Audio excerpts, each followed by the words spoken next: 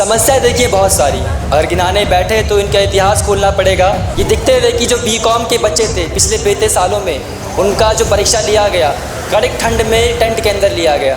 ऐसा इनके इतिहास में एक भी साल नहीं रहा है जिन सालों में उन्होंने किताबें सभी बच्चों को समय में पहुंचा दी हो और सुनिश्चित किया हो कि हर बच्चों को किताबें मिल गई हैं। अगर छात्रों की बात होनी चाहिए तो सबसे पहले उन छात्रों के लिए बात होनी चाहिए जो कि पिछले तबके से हैं, जो कि गरीब परिवार से आते हैं। क्योंकि प्रशासन ने कभी अपनी तरफ से ये कोशिश नहीं की कि स्टूडेंट ये विश्वास कर पाए कि छात्रों के साथ अब भेदभाव नहीं हो रहा है।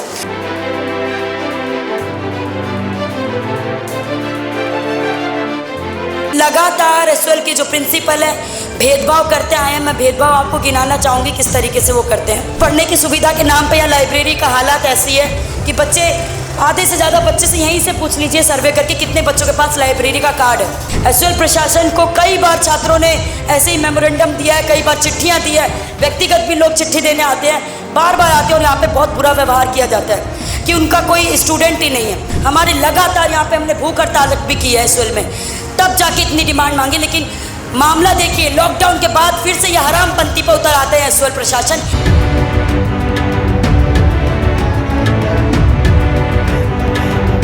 मैं भी सभी के हक के लिए और अपने हक के लिए आवाज़ उठाने आई हूँ यहाँ पे। मैं जब से सेकंड सेमेस्टर में आई हूँ, जब से मेरी मांग थी कि मुझे व्हील चेयर दी जाए और मेरा जो लिफ्ट का प्रोविज़न है वो दिया जाए। लेकिन अभी तक मेरे को लिफ्ट ना देकर मेरे को क्या किया गया, कॉलेज ही चेंज कर दिया गया मेरा।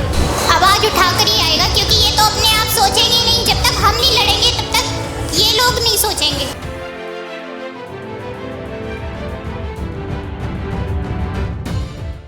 नमस्कार, बहुत स्वागत है आपका दैनिक डिजिटल लाइव में। मैं आपके साथ अभिषेक। अब हम मौजूद है राजधानी दिल्ली के दिल्ली यूनिवर्सिटी यानी जो विश्वविद्यालय है वहाँ पर। और अगर आप मेरे पीछे देखेंगे तो यहाँ पर क्रांतिकारी युवा संगठन के जो है तमाम छात्र संघ आ रखे हैं यहाँ पर, और जानते हैं उनसे कि उनकी क्या कुछ जो है मांगे लेकर है। क्या नाम है भाई? क्या नाम है? मेरा नाम नीतीश है और मैं KYS का एक सदस्य हूँ। साथ ही साथ आज हम सभी यहाँ पर छात्रों की मांगों को लेकर इकट्ठा हुए हैं। क्या कुछ मांगे हैं, क्या कुछ समस्या आएगी आपके? समस्याएं देखिए बहुत सारी, अगर गिनाने बैठे तो इनका इतिहास खोलना पड़ेगा। इतिहास के अंदर इतने सारे बयान हैं। ये दिखते हुए कि जो बीकॉम के बच्चे थे पिछले 32 सालों में, उनका जो परीक्षा लिया गया कड़क ठंड में टेंट के अंदर लिया गया। हाल ही में एक और घटना आई है जिसके अंदर जो स्टूडेंट्स हैं उनका जो परीक्षा लिया गया वो बेसमेंट में लिया गया, जहाँ पे कंस्ट्रक्शन चल रहा है। वहाँ कंस्ट्रक्शन के वक्त पर ऐसी जगहों पर जाना अलाउड नहीं होता है, लेकिन एसएल प्रशासन वहाँ पर एग्जामिनेशन ले रहा है। ये उनकी सुरक्षा के साथ, उनके जीवन के साथ बहुत बड़ा खिलवाड़ किया गया है।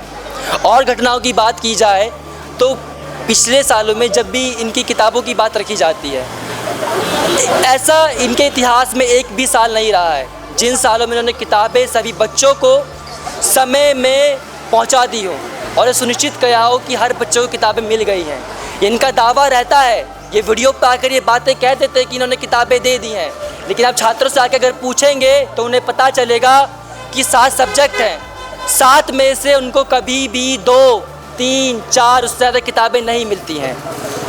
पिछले सेमेस्टर्स में जब हमने इन पर दबाव बनाया तो उन दबावों में इन्होंने कुछ मांगे हमारी मानी। हमने इनसे ये कहा था, जब लॉकडाउन से पहले किताबों को घर पे पहुंचाया जाता है तो वही सुविधा अभी क्यों नहीं दी जाती बच्चों को? बच्चों को क्यों लाइन में लगना पड़ता है किताबों के लिए? पहले स्लॉट बुकिंग होगा, उसके बाद जो सोशल मीडिया प्लेटफॉर्म्स है वहाँ पर वीडियोस आती है। जो डूसू के प्रेसिडेंट है रोहित खत्री, वो लगातार जो है स्टूडेंट्स की आवाज़ उठाते। क्या उनसे बोलिए आप लोगों ने? दिल्ली यूनिवर्सिटी के अंदर बहुत ही भारी मात्रा में स्टूडेंट्स पढ़ते हैं और दिल्ली यूनिवर्सिटी के अंदर जिन छात्रों को वो समझते हैं वो केवल रेगुलर के छात्र हैं। हालांकि अगर ये देखा जाए तो दिल्ली यूनिवर्सिटी का जो सबसे बड़ा छात्रों का जो जगह है वो सोल है, जहाँ पर एक वक्त पर 5 लाख बच्चे पढ़ते हैं। वही रेगुलर के अंदर 70,000, 80,000। लेकिन क्योंकि राजनीतिक जितने भी दल हैं उनका केवल वोटिंग को लेकर जो पॉलिटिक्स होता है वो उसमें काम करते हैं, लेकिन छात्रों की बात तब तक नहीं रखी जाती जब तक सोल के अंदर आप आके बातें नहीं की जाएंगी। अगर छात्रों की बात होनी चाहिए तो सबसे पहले उन छात्रों के लिए बात होनी चाहिए जो कि पिछले तबके से हैं, जो कि गरीब परिवार से आते हैं, जो कि सरकारी स्कूलों से आते हैं, जिनकी पढ़ाई पहली क्लास से लेकर 12वीं क्लास तक सरकारी स्कूलों में हुई है, जिन्हें ट्यूशन की सुविधा नहीं रही है, तो उन छात्रों के लिए अगर जब तक संघर्ष नहीं किया जाएगा तब तक छात्रों का संघर्ष व्यापक रूप से बड़ा नहीं हो पाएगा। और ये जो गैर बराबरी है रेगुलर के छात्रों के बीच में, रेगुलर कॉलेजेस के बीच में, एसओल के बीच में, वो कभी ख़त्म नहीं हो पाएगा, कभी ख़त्म नहीं होगी। चलिए, आपका क्या नाम है? मेरा ज्योति नाम है। ज्योति जी, क्या कुछ मांगे लेकर आए हो? आपने जो है ये होर्डिंग पोस्टर ले रखे हैं कि 16 छात्रों के साथ भेदभाव क्यों, सोल प्रिंसिपल जवाब दो। देखिए, जो लाइन है ये अभी तक एसओल प्रशासन पे अभी भी लागू होती है, क्योंकि प्रशासन ने कभी अपनी तरफ से ये कोशिश नहीं की कि स्टूडेंट ये विश्वास कर पाए कि छात्रों के साथ अब भेदभाव नहीं हो रहा है। ऐसा विश्वास अभी तक स्टूडेंट को नहीं हो पाया, क्योंकि लगातार एसओएल के जो प्रिंसिपल है भेदभाव करते आए हैं। मैं भेदभाव आपको गिनाना चाहूँगी किस तरीके से वो करते हैं। कभी भी छात्रों का जो भी सेम कोर्स है रेगुलर कॉलेज और एसओएल में पूरी प्रॉपर क्लासेस नहीं होती है।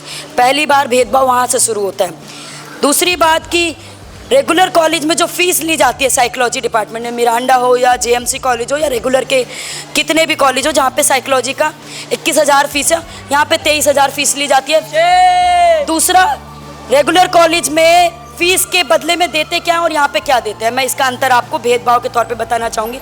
वहाँ पे रेगुलर कॉलेज में 3-4 लाख किताबें होती है लाइब्रेरी में, यहाँ टोटल 10,000 किताबें मिल जाए। मैं चैलेंज करती हूँ अभी तो हम एसओएल प्रिंसिपल को बता देंगे कि चलो छात्रों के हक में 5 लाख बच्चों के बीच में 10,000 किताबें कैसे पढ़ेंगे, पेज फाड़ फाड़ के, पता नहीं है ये प्रिंसिपल को। दूसरी बात, पढ़ने की सुविधा के नाम पे या लाइब्रेरी का हालात ऐसी है कि बच्चे, आधे से ज़्यादा बच्चे से यहीं से पूछ लीजिए सर्वे करके कितने बच्चों के पास लाइब्रेरी का कार्ड है, जानकारी ही नहीं है। ये कभी बताते ही नहीं है कि लाइब्रेरी की भी सुविधा है, क्योंकि है ही नहीं सुविधा। तीसरा कि यहाँ पे क्लासेस के नाम पे 23,000 रुपये देने के बावजूद भी हफ्ते में 1 दिन क्लास मुश्किल से होती है। टोटल क्लास 11 से 12, इनके प्रोस्पेक्टस में 20 क्लास लिखा है लेकिन 20 भी नहीं देते हैं। शर्म की बात ये है। वही सेम कोर्स रेगुलर कॉलेज में 180 दिन में होता है, तो क्यों हम इतनी फ़ीस में यहाँ पे 12 दिन की क्लास में फैसिलिटी जो मिल नहीं रही है इतना फ़ीस देंगे। सवाल यहाँ पे उठता है कि जब परीक्षा की तैयारी होती नहीं है उससे पहले किताबों की जब लगातार क्लासेस की डिमांड के साथ साथ किताबों की डिमांड जब छात्र मांगते हैं तो उनको टाइम से किताबें भी नहीं दी जाती है। एसओएल प्रशासन को कई बार छात्रों ने ऐसे ही मेमोरेंडम दिया है, कई बार चिट्ठियां दी है, व्यक्तिगत भी लोग चिट्ठी देने आते हैं, बार बार आते हैं और यहाँ पे बहुत बुरा व्यवहार किया जाता है कि उनका कोई स्टूडेंट ही नहीं है। स्टूडेंट जितने भी संघ हैं आपके, तो उन सभी को परेशानी होगी, पर आपको ज़्यादा है या केवाईएस? देखिए, केवाईएस और आप जो स्टूडेंट का जो अंतर कर रहे हैं ऐसा नहीं है। क्रांतिकारी युवा संगठन केवल ऐसा संगठन है जो एसओएल की डिमांड को उठाता है और एसओएल के छात्रों के साथ लगातार उन जो भेदभाव हो रहा है उसके साथ लगातार लड़ रहा है। अभी तक जो भी सुविधा, नाम मात्र की सुविधा है, जो भी इन्होंने ज़बरदस्ती हमारी डिमांड मांगी है, हमारे दबाव में, हमारे आंदोलन में, हमारे लगातार यहाँ पे हमने भूख हड़ताल भी की है एसओएल में, तब जाके इतनी डिमांड मांगी। लेकिन मामला देखिए, लॉकडाउन के बाद फिर से ये हरामपंथी पर उतर आते हैं एसओएल प्रशासन की क्लासेस, जो 35 क्लासेस एसओएल के छात्रों ने लड़ झगड़ के हासिल की थी एक सेमेस्टर में, वो फिर से 12 हो जाती है। ये इनकी हरकत होती है। पूरी फीस लेने के बावजूद ना तो क्लासेस मिलती है, ना तो क्लासेस अगर मिल भी जाए तो इतनी भीड़ होती है सेंटर्स पे कि सीट बैठने की सीट तक नहीं होती है बच्चों को। यहाँ पे माता सुंदरी के एक स्टूडेंट है, उससे पूछिए, क्लासेस में खिड़की के पास खड़े होकर गेट पे ऐसे झांकते झांकते क्लास लेना पड़ता है। ये क्या भेदभाव नहीं है? किस तरीके से शिक्षा मंत्री कहते हैं कि सब शिक्षित हो रहे हैं, किस तरीके से यहाँ से हमारे प्रिंसिपल कहते हैं कि हमने क्लासेस दे दी है। 12 क्लास मात्र लग रही है, उसमें भी टीचर्स अवेलेबल नहीं है। आधे से ज़्यादा क्लासेस लगती नहीं है। उस क्लासेस में 5-6 क्लासेस में कितना सिलेबस पूरा होगा? एक्स्ट्रा क्लास के नाम पे ढोकौसला करते हैं, अलग अलग वीडियो बनाते हैं ये कि हमने एक्स्ट्रा क्लासेस दी है।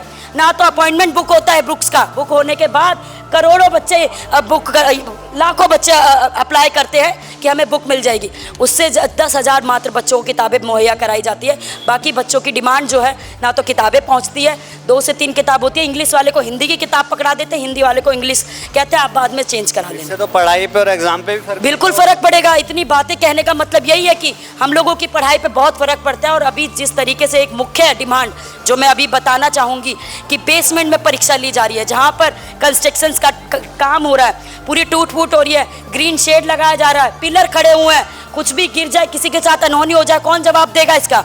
छात्र अपना पूरी लगातार कितनी भी कम सुविधा में अपनी मेहनत करता है, परीक्षा देने के बाद ये उम्मीद करता है कि हमारा भविष्य उज्जवल में होगा, लेकिन यहाँ पे भविष्य को अंधकार में डालने का काम एसओएल प्रशासन करता है। लगातार डिमांड करने के बाद भी एसओएल प्रशासन अपने इस गलत तरीके के रवैये में भेदभाव का रवैया बार बार अपनाता रहता है। हमारी मुख्य डिमांड यही है कि इस तरीके से भेदभाव ना की जाए, जल्द से जल्द आप मान जाइए, क्योंकि एसओएल में इतने ही बच्चे नहीं, अभी तो हम एक सांकेतिक धरने के तौर पे यहाँ पे आए हैं, शांतिपूर्वक धरना करने के लिए। अगर एसओएल प्रशासन हमारी डिमांडों को नहीं मांगेगा, इस तरीके से रवैया करता रहेगा, और ये जो रवैया है बेसमेंट में परीक्षा लेना बिना पंखों में, इतनी गर्मी में, खुद तो एसी में बैठे रहते हैं, निकलने तक आ नहीं सकते यहाँ छात्रों से बात करने के लिए। प्रिंसिपल किस बात के हैं? छात्रों से प्रिंसिपल बने हैं ना, और छात्रों का ही किसी बात को सुनने नहीं आते हैं। ये लगातार हम चुनौती देंगे अभी कि अगर आप अपनी हरकतों से नहीं आएंगे बाज, तो हम आगे चल के हम आप ही के संस्थान में लाखों बच्चे पढ़ते हैं, एक दिन हुजूम आएगा कि आपको कुर्सी छोड़ के भागनी पड़ेगी। हमारे जो भी डिमांड है वो नहीं मानोगे तो हम लगातार आपके बीच में आते रहेंगे, ये डिमांड उठाते हो कि हमारी बातों को सुन लीजिए, इतनी फीस हमारी ऐसे बेजा जाने नहीं देंगे। गरीब परिवार से बच्चे ज़्यादातर आते हैं, खुद मेहनत करते हैं, कई बार परिवार की आर्थिक स्थिति खराब होती है कि खुद जॉब करके पैसा जोड़ करके पैसा देते हैं यहाँ पे, उसके बदले मिलता क्या है हमें? ना तो किताबें मिलती हैं, ना टीचर मिलते हैं, ना तो परीक्षा में ढंग से हमारा सिलेबस पूरा कराया जाता है। इन सभी दिक्कतों को लेकर के हम आज इकट्ठा हुए हैं। एक और डिमांड है जिसमें इंटरनल असेसमेंट का कोई जानकारी बच्चों को नहीं दिया गया है, बिना कोई डेट शीट के इंटरनल असेसमेंट लिए जा रहे हैं। असाइनमेंट्स का भी एक मुद्दा है जिसमें कि बच्चों को जो असाइनमेंट बोला जा रहा है कि आपको सबमिट करना है, जो पोर्टल पर लिंक दिया जा रहा है वो पोर्टल का लिंक खुल नहीं रहा है, और ऐसे ही डेट निकल गया है। ये सब समस्या है। सेकंड थर्ड ईयर स्टूडेंट का असाइनमेंट सबमिट नहीं हुआ, तो ये एसओएल किस तरीके से हमारे साथ व्यवहार कर रहा है? ऐसे प्रदर्शन करने के लिए आए हैं आप, 20-25 लोग हैं, तो इसमें संख्या बल जो है बढ़ सकता है स्टूडेंट्स का? बिल्कुल बढ़ेगा, जिस तरीके से ये कोशिशें करें अभी, क्योंकि कल ही एग्ज़ाम है छात्रों का। यहाँ पे बहुत सारे ऐसे स्टूडेंट हैं जिनका कल एग्ज़ाम है।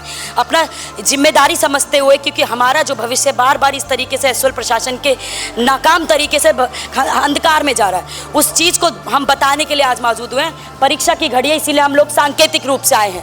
हमारी जो तैयारियां वैसे ही बहुत ख़राब चल रही है, क्योंकि एसओएल में उस तरीके से ये चिंतित होकर के हमें एक्स्ट्रा क्लास नहीं देते हैं, ना तो टीचर देते हैं, तो हम अपने से ही अपनी तैयारी करें, इसलिए हम लोग सांकेतिक रूप से यहाँ पे चिट्ठी जमा करने आए हैं।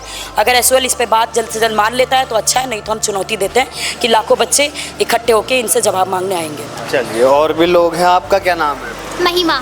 तो महिमा जी कहाँ की रहने वाली हैं?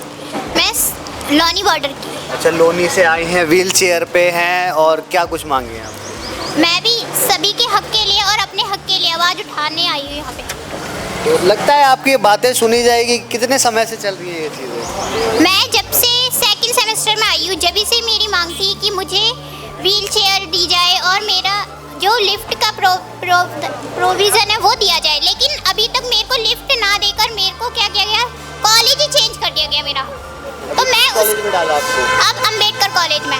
BR अम्बेडकर कॉलेज जी। तो वहाँ पर पढ़ाई वगैरह या फिर क्लास के अंदर जाने के लिए सुविधा किस तरीके की? वहाँ भी ऐसे ही जाते थे, लेकिन वहाँ पे क्लासेस नीचे करवाई गई थी बस। सुविधाएं मिलती है स्टूडेंट के तौर पर आपको? हाँ, प्रोफेसर वगैरह तो होते हैं नॉर्मली, जैसे सबको दी जाती है वैसे, लेकिन मेरे को वहाँ की पढ़ाई समझ में नहीं आती। पढ़ाई समझ नहीं आती। आप एक स्पेशल स्टूडेंट हैं, तो उसको लेके कुछ आपके लिए स्पेशल ट्रीटमेंट किया जाता है? नहीं किया जाता। एग्जाम्स की तैयारी किस तरीके की होती है? जैसे नॉर्मली अपने आप ही पढ़ना पड़ता है हमें, क्योंकि कुछ दिन की क्लास में हम क्या क्या कर लेंगे। लोगों की यहाँ पर आपके जितने भी साथी हैं उनकी शिकायत यही है कि 20 क्लासेस बोलते हैं और जिसमें से 10 से 12 क्लासेस देते हैं। 8 क्लास का तो वहीं नुकसान हो गया, उसके बाद इतनी सारी क्लासेस होती है, अगर रेगुलर बच्चा हो तो उससे भी तो फ़र्क पड़ता होगा परीक्षा पे। बिल्कुल, क्योंकि हमें बस हेडिंग पढ़ा दी जाती है, वो भी आधी चैप्टर की, फिर नेक्स्ट टाइम हम जाते हैं फिर हमें दूसरा चैप्टर यूनिट स्टार्ट कर दी जाती है। क्या लग रहा है कैसे इसमें बदलाव आएगा? आवाज़ उठाकर ही आएगा, क्योंकि ये तो अपने आप सोचेंगे नहीं, जब तक हम नहीं लड़ेंगे तब तक ये लोग नहीं सोचेंगे। जब तक आप लोग नहीं लड़ेंगे तब तक कोई भी नहीं सोचेगा। तो अभी जो हमारी मौजूदगी थी वो दिल्ली विश्वविद्यालय के एसओएल विभाग के पास थी। वहीं पर जो है तमाम छात्र यहाँ पर आ रखे हैं और साथ ही साथ में जो है स्पेशल स्टूडेंट्स भी हैं, यानी जो डिसेबल पीपल हैं वो भी यहाँ पर आए हुए हैं और अपनी आवाज़ उठाते हुए दिखाई दे रहे हैं। बहरहाल देखने वाली बात ये रहती है कि इसके ऊपर एक्शन होगा या नहीं, ये देखने वाली बात रहती है। फिलहाल के लिए बस इतना ही। दैनिक डिजिटल लाइव के लिए दिल्ली से अभिषेक सिंह।